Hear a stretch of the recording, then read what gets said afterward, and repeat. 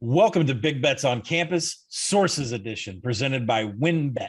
This is the BBOC podcast that ties Big J journalism to big bets.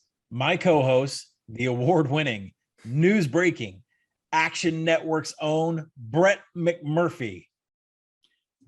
Okay, Collin, quick story here. That was Steve Levy who reported our own Brett McMurphy. I'd been laid off at ESPN. Look, I love Steve Levy, and I want to give him a break here. He's caught a lot of grief about that soundbite. Look, there was like 100 people let go at ESPN.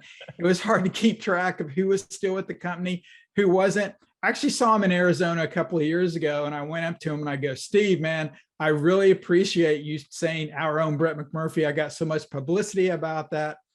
A lot of positive feedback. Dude, I owe you like a six-pack. He goes, Murph, he goes, you owe me like 12 six-packs for all the publicity you got about that. So, I love Levy, and hey, I'm no longer their own. I'm Action Zone. Oh, awesome. Well, I'm glad Steve Levy has that sound drop. It's one of the best in college football history. I mean, our own sources, all these names. I am sweet. I mean, just the elation of having you under the Action Network umbrella has been fantastic. So Steve, if you're listening, shout out to you. We will send you a 12-pack. Brett's down in the Cigar City world, so maybe we'll shoot you some Cigar City, some of that brewery. It's the High Lie and some of the other stuff they have. We'll make sure that you get a little bit of that. But I'm Action Network senior writer Collin Wilson, just stat junkie pushing money across the counter, looking for degenerate things to bet. So Brett, let's go ahead and get into this. What was your instant take from week 3? Collin, I think this is going to be one of the craziest years we've ever seen. So far in the first 3 weeks, we've seen 19 ranked top 25 teams lose through the first 3 weeks. That is the most ever in AP poll history. The AP poll goes back like 70 years. And yes, I did vote in the first AP poll. So I know that was the next question. Look, UCLA losing to Fresno State, we could go down the list. Is because of all this, I don't know if it's parity. I don't know if it's super seniors. I don't know if it's, last year with COVID, I don't know if it's a transfer portal. I don't know if it's all of the above, but for whatever reason, there really doesn't seem to be one dominant team. I think everyone thought that was Alabama. I know we're going to talk about Alabama a little bit later on the show. But is this the first year that we see a 2-loss team? This will be the 8th year of the playoff. Is this the first year we see a 2-loss team actually make the college football playoff? It could happen, because you look at the so-called bell cows of college football. I can't sit here and say this team is definitely going to go undefeated the rest of the way. And you know what that means? That means chaos, and that means leaving it up to the selection committee. And like it or not, it boils down to a beauty contest on what those people value and what they think is most important as far as who will make the playoff. But yeah, that's my take, Collin. It's a crazy year. I think it's only going to get crazier, and that's the beauty of college football. I think there's 2 takeaways for me when you come to, how much chaos is going on in college football right now.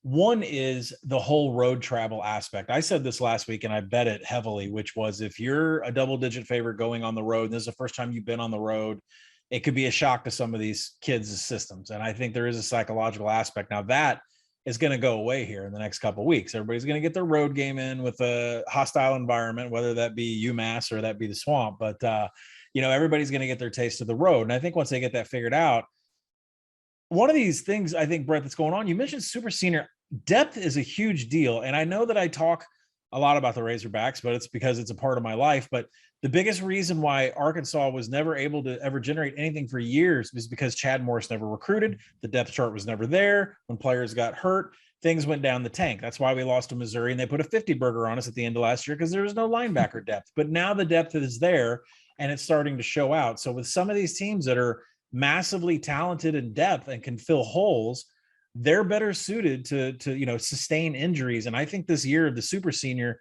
these teams that don't have the depth, you really have to keep an eye on them. And man, Brett, I'm telling you, I go through the list. I think we need to talk about this. I do my power ratings. And for those that don't know, Brett submits his AP poll vote. And then by the time you wake up fresh on Sunday morning, Brett's got his column out on the AP top 25. And at the same time that's going on, I'm up at 3:00 in the morning doing Hawaii game power ratings and getting those done so that we can compare the two, so that everything from an AP voting standpoint, everything from an odds makers behind the counter standpoint about where these numbers are. And I looked at the top 20, Brett, and I was like, which one of these teams am I comfortable saying absolutely can win a national championship? Well, let me go down the list. I can't say that about Ohio State, and I've got them third in my list. I don't think I could say that about Oklahoma. I don't know what's going on with Spencer Rattler, but I know the scores are big. But I mean, there's something left there on the table that's not going on. Penn State, Sean Clifford's playing clean football, but can they win a national championship? And then I come back to like a team like North Carolina, right? Loses her first game because think about it, depth. Sam Howell didn't know his targets. Sam Howell didn't know who was in the backfield. And if this is a beauty pageant for AP voters and for college football playoff committee, what happens if you take a loss in the first 2 weeks and then you are steamrolling people like we know Sam Howell can do by the time November rolls around? There could be some value, I think, outside the top 8, top 10 odds. I think there's some value out there. Yeah, I agree. And the thing is that the committee certainly will not penalize somebody if you lose early and you come on strong late. I think actually that can help. The issue, though, is, when you're comparing your win-loss record against other teams you're being compared with, who did you lose to? What was the circumstances of those games? I don't think, people think, well, if you lose later, it hurts you or it benefits you. If you lose early, it helps you because then you can run the table and get back up there. I mean, look, it's a number of factors. But, this year, the thing is, when you lose, you no longer control your destiny. You need help. You need everybody else to lose, because if there's 4 undefeated teams and you have 1 loss, the committee, for all the factors they throw out there, strength of schedule, margin of victory, impressive, game control, whatever that, a couple of years ago, they talked about. The bottom line is, they consider one thing over everything else, and that's number of losses. Yep. If you have 0 losses, you're going to get in over somebody with 1 loss. You can break it down any way you want. It's not that simple, but yes, it is that simple. There is a precedence that's been set, and this rolls us into Alabama. There is a precedence that's been set. Ohio State won the Big Ten as a 2-loss team. Alabama got into the college football playoff as a 1-loss at large after losing the SEC championship game. That Alabama team is a 1-loss at large, paid off for the committee. They won the national championship. Yeah. So you can't think that this group of college football playoff committee is going to get together and say, oh, we have to take this 2-loss ACC, Pac-12, whatever team it is that they center on versus a 1-loss at large, because a precedence has been set. Now, I think to me, that's not even debatable. If you lose 2 games and you win your conference, you're on the chopping block to not make the playoff. There's 2 things I want to talk about. First off, I'm not comfortable in saying Bama can win the national championship. This check down stuff by Bryce Young is getting a little out of control. This offense that's being run is not Sark's offense. I'm seeing a heavy amount of 2 tight sets, check downs in the flats, zone reads in, out. I think you are the one that called it properly. You said Bama's offense is. It looks to me like the New England Patriots. Exactly. I mean, against Florida, this was the first time since 2018 Alabama did not have 1 offensive play over 30 yards. And I know you're really big into explosiveness. And I simply did not see that against Florida. And they lost Devontae Smith. They lost a lot of people, but yeah, it's just, wow. It just looked, watching that Florida game, I thought I was watching a college version of the New England Patriots. Right. Short passing game, control the clock. If the defense rolls everybody up, then you go over the top, which they did for the 1 touchdown early there in the first half. But I don't know. I mean, you look at this a lot closer than I do. What exactly are you seeing? Is it simply the difference in talent at the skill positions for Alabama? Is that the biggest difference between this year and last year, or is it something deeper than that? No, I mean, Williams and the guys that they have in the backfield are just as talented. I mean, they're not household names like the Judys and the Waddles and the Devonta Smiths of the world, but they have just as much talent as at the wide receiver position. And, those are the kinds of players that can take these checkoff drops from Bryce Young and then bust 80-yard plays. They are completely capable of doing that. The problem is Bryce Young has only thrown deep a handful of times, and he is not completing passes whatsoever, whether it's accuracy issues, confidence issues, or maybe the play calls are not the same with Bill O'Brien, although I was told that they are the same formation. Jaleel Billingsley getting in a little bit of love against Florida, a little bit of 2 tight end set, but you're right. And why you say, why does explosiveness matter? The College Football Playoff Committee comes out of that room, and what do they say? They passed the eye test. They look good. Last year, I think I heard them say explosiveness. They have no clue what the stat ISO PPP is, but at the same time, they notice big plays, and Alabama is just not generating it. Brett, let me ask you a question. If you were one of the guys in the College Football Playoff Committee, are you taking an undefeated Cincinnati over a 2-loss Alabama SEC championship for the College Football Playoff last spot? Oh my God. I know who you're taking. You're taking Cincinnati. It really matters who the losses for Alabama are. If you tell me who the losses are, I'll give you give me who Miss, they get boat raced by Ole Miss and they lose 49-66. And then they beat Georgia in the they beat Georgia in the SEC title game. Yeah, so some sort of combination of that, Yeah, I'm picking Alabama. And here's why. Because Cincinnati would have gone undefeated against in a schedule where they played exactly 2 Power 5 teams.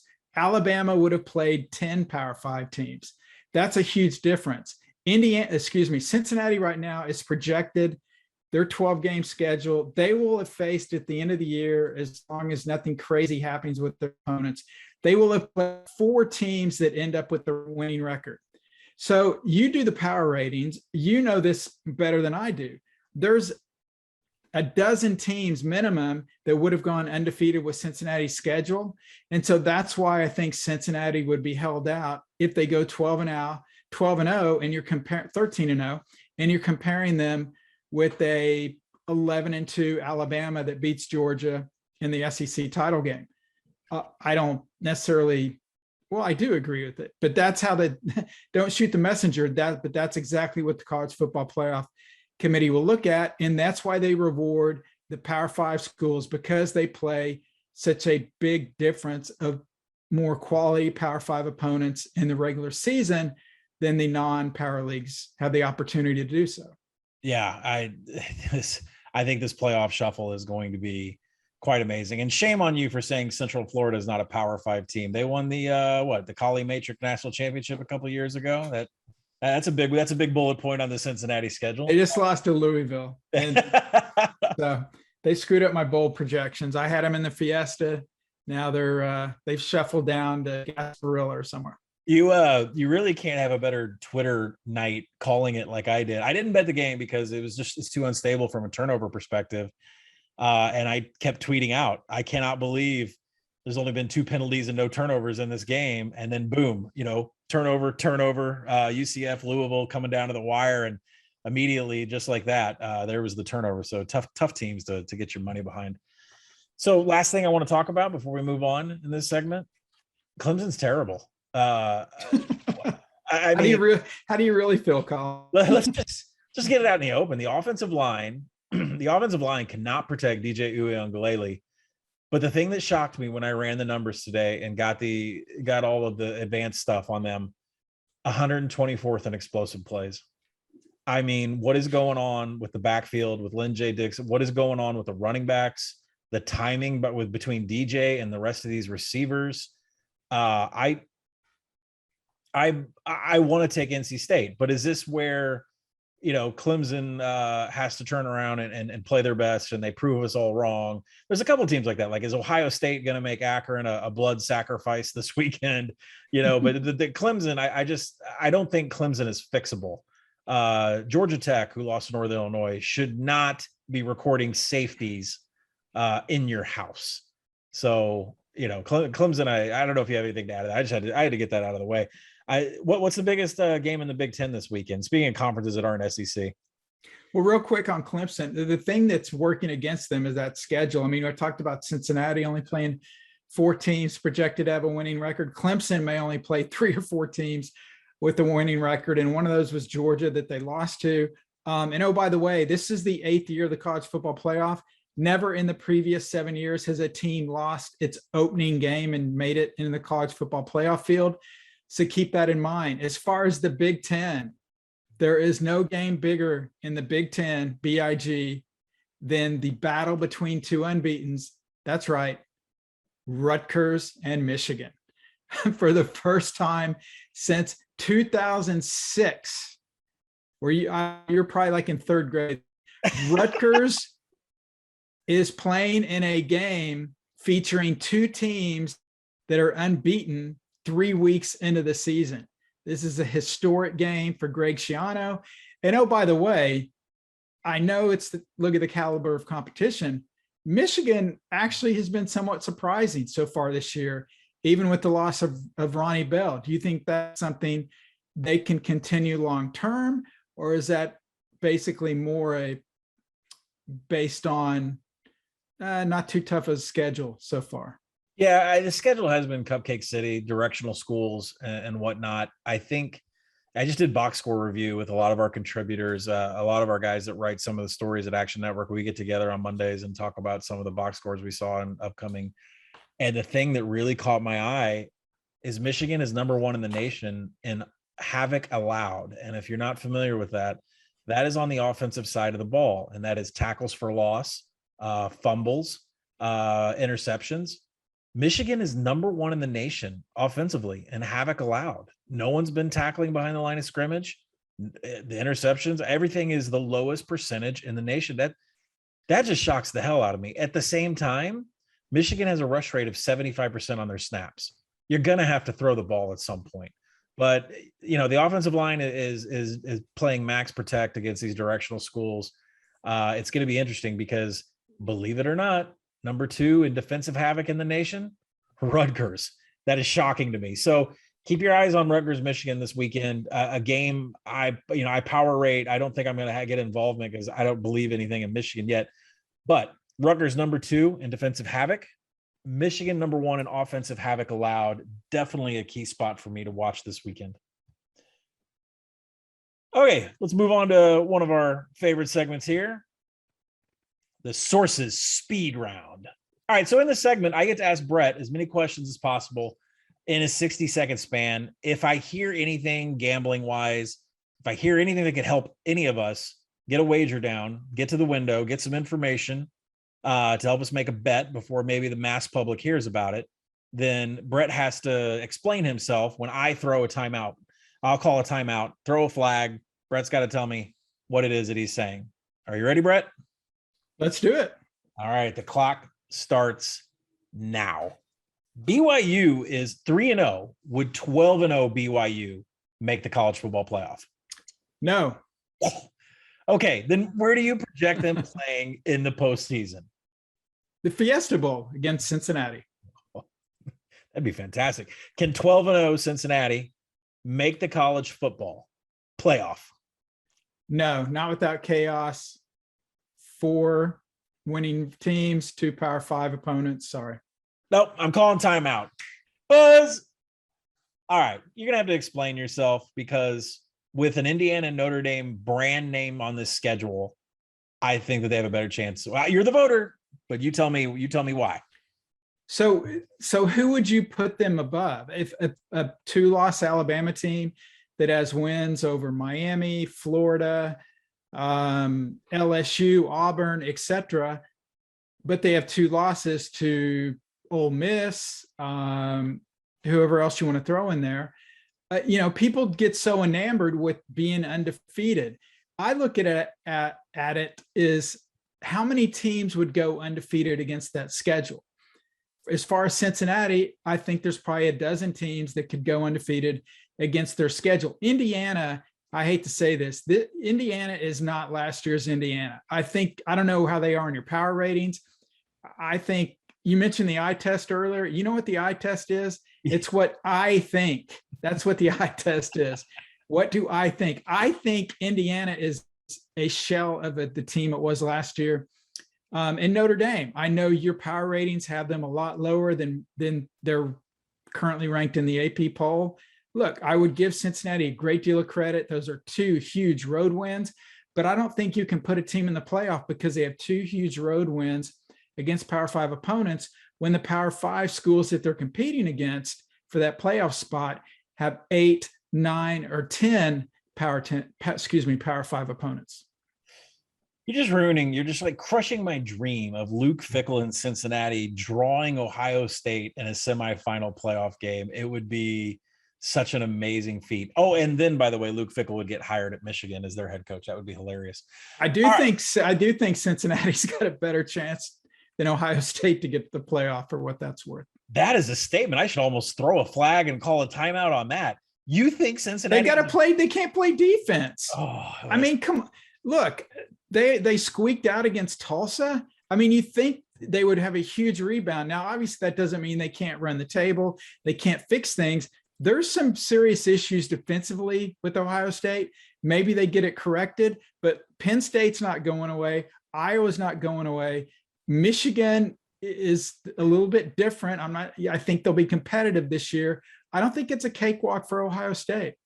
I didn't see any changes in the productivity out of Ohio State on the defense. And this is the weekend they put Kerry Coombs. They took him off the sideline and put him up in the press box, thought that would be some changes. And that's the same thing with Notre Dame. Like Marcus Freeman always calls from the sideline. And he said, well, he should be in the press box and get a better view. And he's like, no, I have to be on the sideline. And this is a Notre Dame defense and an Ohio State defense.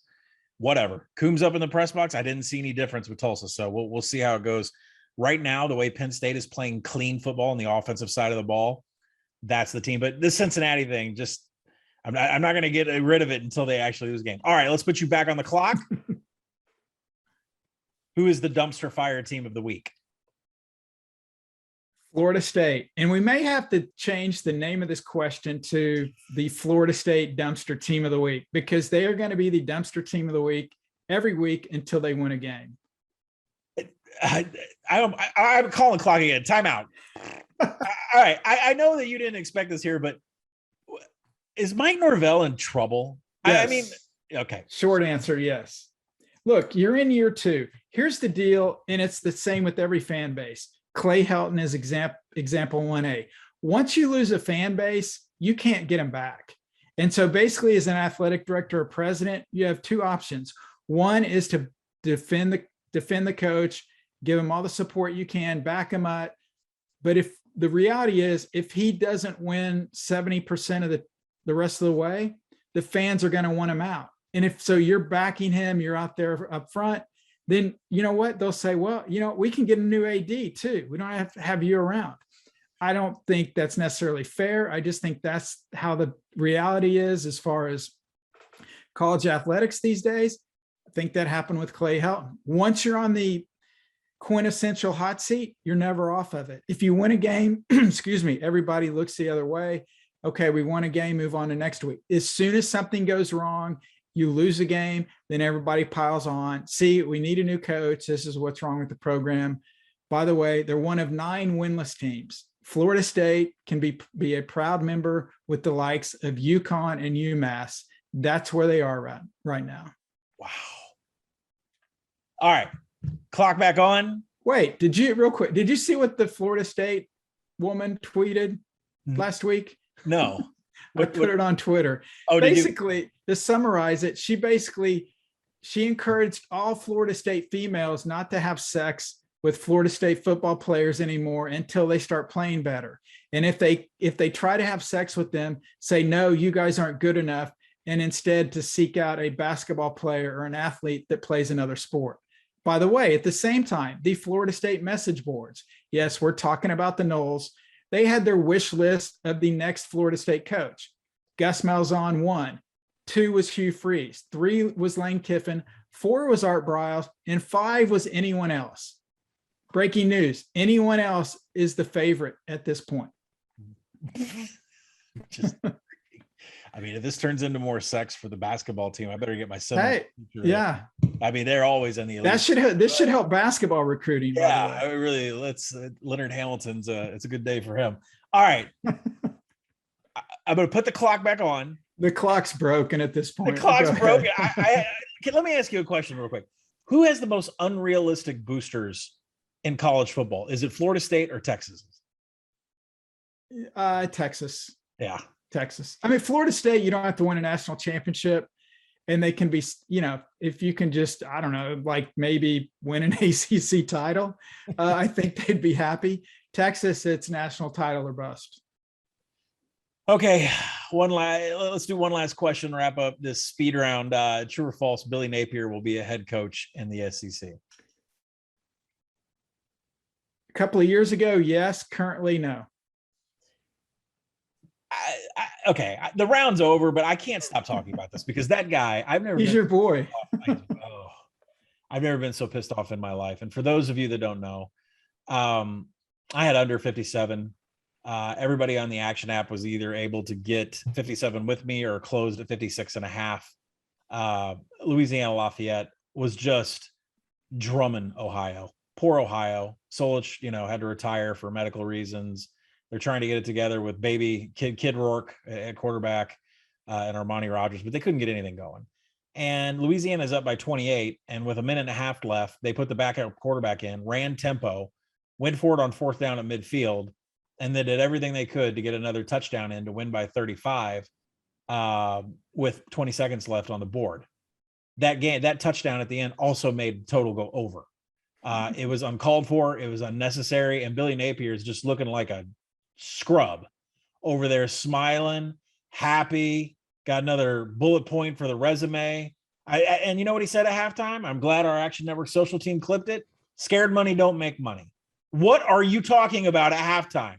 Why didn't you tell all of us that you went up to Hollywood Casino in Shreveport or wherever and you placed a bet on over Louisiana against Ohio? Allegedly. So, okay. So, I mean, really, real question here. His name was up for Tennessee. His name was up for South Carolina. What's going on with this guy? Is he failing interviews horribly? No, actually, he could have accepted a couple of SEC jobs, and for whatever reason, he decided not to. I know he's got a new agent this year. Will that help him or hurt him? We'll have to see. Bottom line is he's got to win. I just wonder if, and this is for any coach, not Napier specific, but when you're having a great deal of success and you're at a smaller school and you don't make the jump, you're always not going to be the hot coach. You're only a 7-5, 8-4 season away from being irrelevant again. So that's something you've got to fight against. Maybe Napier was running tempo when he's up 21 late to impress maybe a future employer, but will he get another chance? I don't know. I think his dream job, I'm sure a lot of people's dream job would be to eventually be the Alabama head coach. He was there previously as an assistant. Will that happen? I don't know. Nick Saban, Collin, you and I will be out of work long before Nick Saban ever retires. So he may have to wait a long time if that's the one job he's holding out for. That is quite interesting. I always thought Saban, once he surpassed the Bear Bryant mark at Alabama, which will be his next national title, I'm not really sure what else is left. But then again, Tom Brady is so far out of range from any other NFL team, any other NFL player. Like, he keeps playing and beating everybody. So Saban's got nothing else he loves more than coaching football. He is not looking to get numbers, championships. He just wants to be involved. I'm dead serious. He is not retiring I was joking about we'd be out of work before him, but I'm like 90% serious. He is not looking to, okay, I've got X number of wins. Now I'm going to go retire, because what's he going to do when he retires? He'll go crazy. He has to be a coach. I thought you were going to retire on the number of Alabama bets you kept winning, but we finally caught you in one. Yeah, that evened up real quick.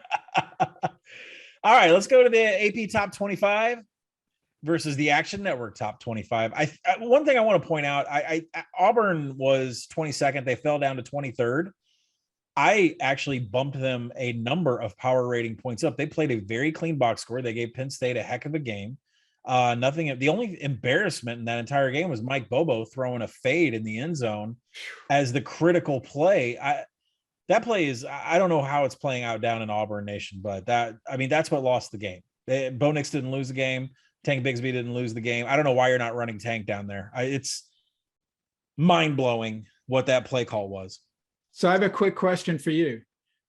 What was the worst goal line call? Auburn's fade or Florida's 2-point conversion? Yeah, the worst play was Florida. The play calling with what they had Emory Jones do there at the end, especially when you've had so much success pushing the pile, which was the handicap of the game, is that this offensive line could control the trench. I think you could have got it in with a running back that was having his way against this defensive line. Why Anthony Richardson wasn't asked to come in and run. The guy is 6'4", 250. And if you don't think he isn't moving a pile, I don't know why he couldn't come in for just one single play. Emergency use was what it was. I think there was just so many different options for Florida to tie that up. An end zone fade by Mike Bobo is pretty bad. But at the same time, Bo Nix had been peppering parts. There was one or two plays, but he had been peppering sidelines, the back of end zones. He was actually pretty accurate in some of the throws that he had. So I can understand the play call because he had a hot hand with Bo Nix. That Florida play it was telegraphed. It was poorly executed, and it cost him the game. Yeah. So moving on, it's interesting to see North Carolina, 2 59-point wins in a row over no-name schools, but they're still ranked 21st. This is a team that I have pushed up as high as 14th in the Action Network power ratings. The path is there. Miami is that should not be a tough game at all. From what I'm seeing about this defense tackling in space and how Michigan State abused them, North Carolina has a clear path to Clemson in the ACC championship game. Another one on the list, Coastal Carolina survives Buffalo. I can see that the AP poll moved them from 16 down to 17. Buffalo had their way with Coastal Carolina, and I did a box score review earlier tonight. Everything that we know about the Coastal offense last year, about the magnificent line play, the rushing success rate that they have, draining the clock, and being one of the best teams in the nation offensive finishing drives, that's all still there. The defense is not there. They're outside the top 100 and havoc and a whole bunch of other things. So Coastal, I don't know where you put Coastal in your personal AP, but there were some problems with Buffalo. Yeah, I dropped Coastal down to 22. I mean, look, I don't even know if Coastal should be ranked. I mean, the Citadel, Kansas, and Buffalo, that's not a resume at this point. I think deserves to be ranked. They're in there. I think they get a lot of credit for what they did last year. And then their next two games, UMass, your favorite team, and Stuckey's favorite team. And then Louisiana Monroe. I mean, give me a break. I mean, they're going to be 5-0. They played nothing but tomato cans. If they run the table, should we put them in the playoff? Absolutely not. Right. Give them credit for winning the games for the opponents they face, but I don't think this team's as strong as it was last year. Yeah, well, I might be betting UMass again this week, so we'll somebody take my phone away from me. One other thing I wanted to point out about the top 25, we argued last week we definitely pointed out the Oregon-Iowa factor here. And Penn State, they get a bump from 10 up to 6. Completely agree there. They're up to number 5 in the Action Network power ratings. I think one thing that we have to talk about, the AP poll, which if these teams keep winning, I would expect them to keep ranking the same. The one-loss teams in the AP poll are Clemson, Ohio State, and Florida. That's not what I have. I have Ohio State, Florida, and Clemson pretty like 5 points less than those two. Is that your 3 in the pecking order of the one losses? I actually have Clemson 9 on my ballot, Florida 10, Ohio State 11. I actually moved Florida up. I had them 14 last week. I moved them up 4 spots for losing to Alabama. Is that crazy? Yeah, maybe so. But, look, they played South Florida and FAU the first couple of weeks. And then, they had a very good chance to take Bama into overtime. And, just because they lost the game, I'm not going to automatically say, okay, I had you at 14. last week, so now I'm going to shuffle you down. No, you're the first team in 2 years that took Bama to the wire. You're going to move up in my mind. And I think they should be. Real quick, Collin, one thing that jumped out at me is the difference in the rankings between Oklahoma and Ole Miss.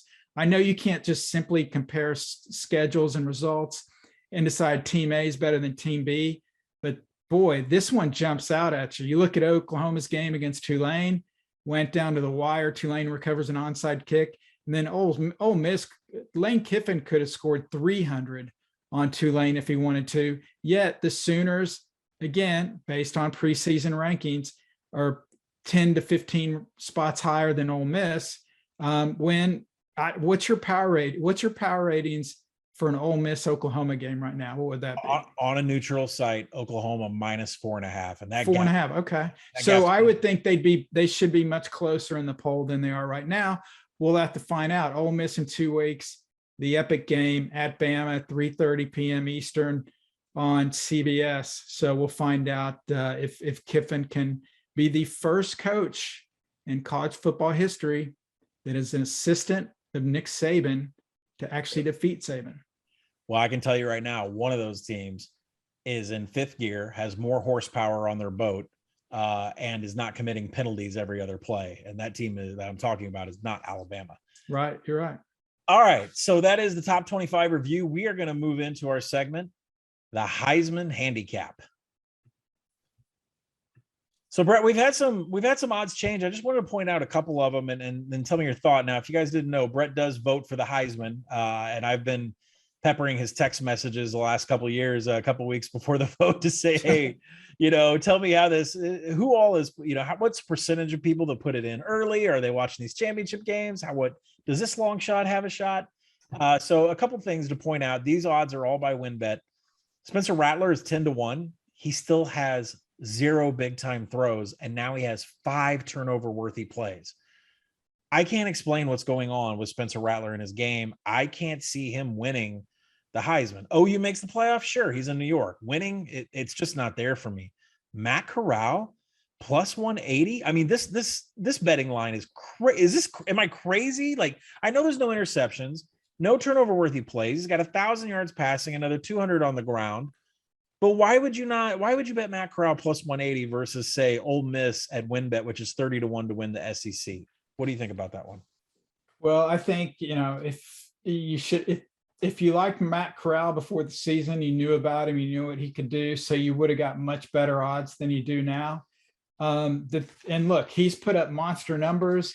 The good news, what benefits him and Lane Kiffin is, I don't think it's not like with Spencer Rattler, you could say, okay, he's a benefit of the system. He's the latest cog for Lincoln Riley. So it's a plug and play. Where with Ole Miss and Kiffin, that's not the case. But I think he's benefits from Kiffin's offense, obviously. I think it's similar with Joe Burrow a couple of years ago. When Joe Burrow went at Alabama, like, whatever money you had laying around, you had to put it on Burrow to win the Heisman at that point because he had locked it up. I think the same thing here. If Ole Miss goes in and wins at Alabama, unless they lose 3 of their final 6 games, I think Corral's got this wrapped up. And I know we talked about last week, I'm guilty. Bryce Young, if you think Alabama's going to win the title, he's the guy, he should win it. But if they're just going to dink and dunk everything, I don't know if Heisman voters are going to go for that. Maybe they'll open up the offense later on, but I think I think we'll know a lot more in 2 weeks as far as Corral's Heisman Trophy candidacy. If they can win at Alabama, and even if they lose, I still think he's got a decent shot. But again, it's imperative that Ole Miss 4 consecutive games, LSU, at Auburn, Liberty, and Texas A&M.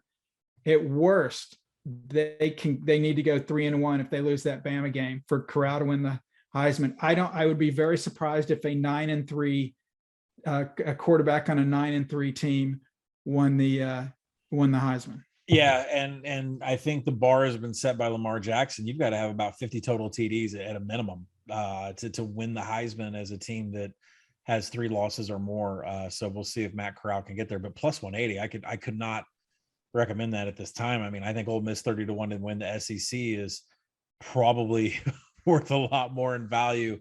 And also, don't forget, Ole Miss has the easiest crossover scheduling of any team in the SEC West, I believe, with Vanderbilt and South Carolina. So that's a live 30-1 ticket if you think Matt Corral could beat Alabama. And right now, I think that's a huge possibility.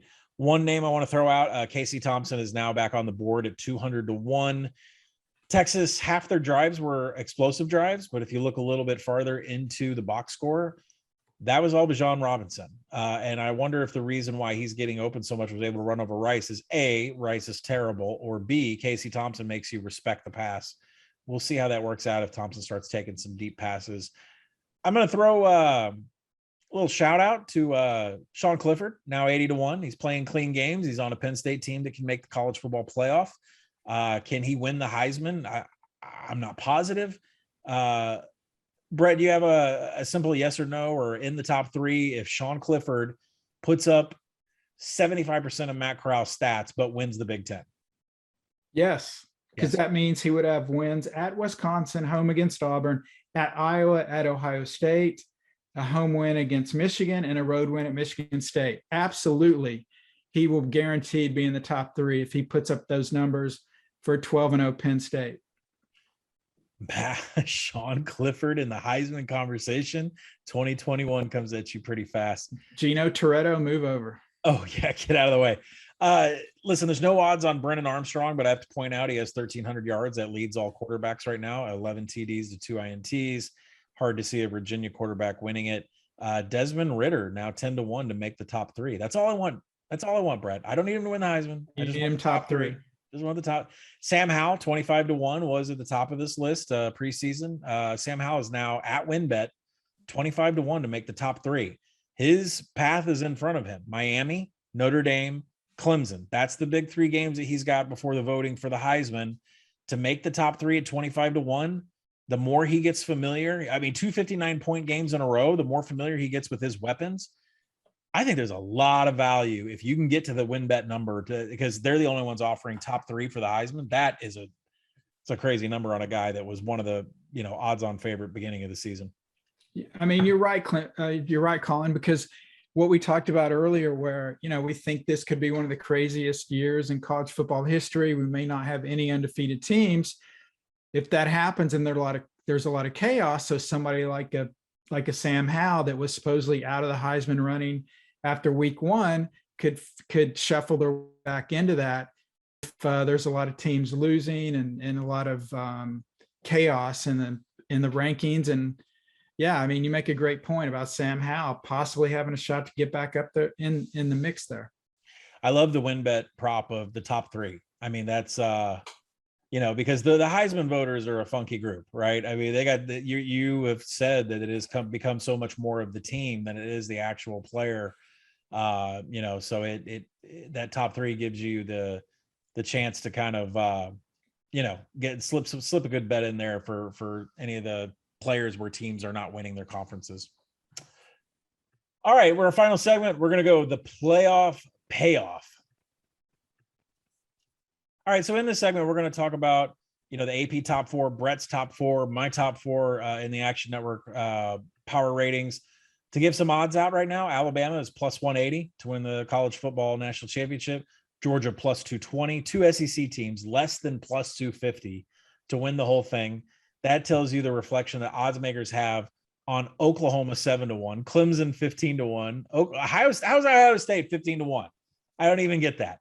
Oregon still, your Oregon Ducks that you got up there in the top five, they're 30-1 still. Yeah. I like them. Yeah. Penn State 40-1. Their path is in front of them. And Ole Miss out there 50-1. I like that 30-1 in the SEC better than that. But so to round out the list, Cincinnati at 100-1, A&M, their path to the national championship starts against Arkansas this weekend.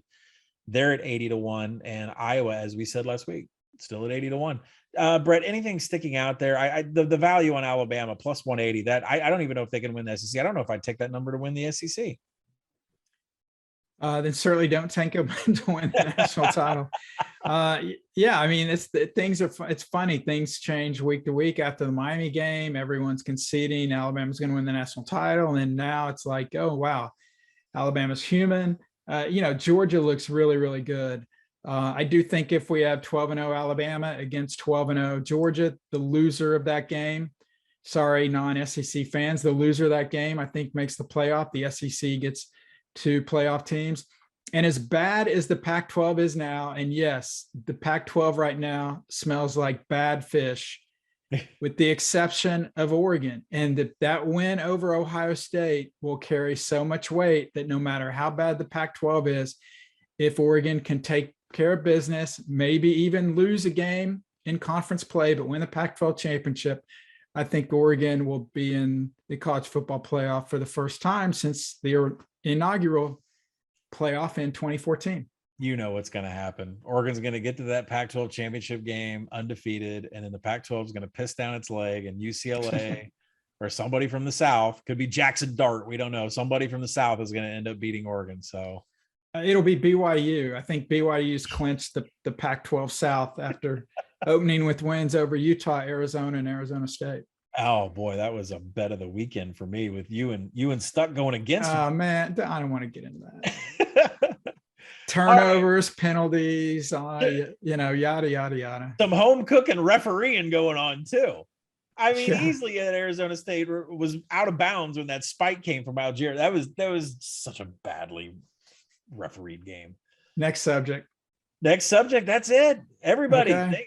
Brett, thank you for joining me. This has been Big Bets on Campus Sources Edition. Tomorrow afternoon, you can hear our red hot group of 5 experts, Mike Iannello and Mike Calabrese, on our G5 deep dive episode. And late Thursday night, Stuckey and I return for our week 4 betting preview, all right here on the BBOC podcast. Brett's got to get back to blowing up athletic directors' phones. I've got to get back to watching this UMass line. I might be betting them again this weekend. Thanks for joining me, Brett. I will see everybody at the window.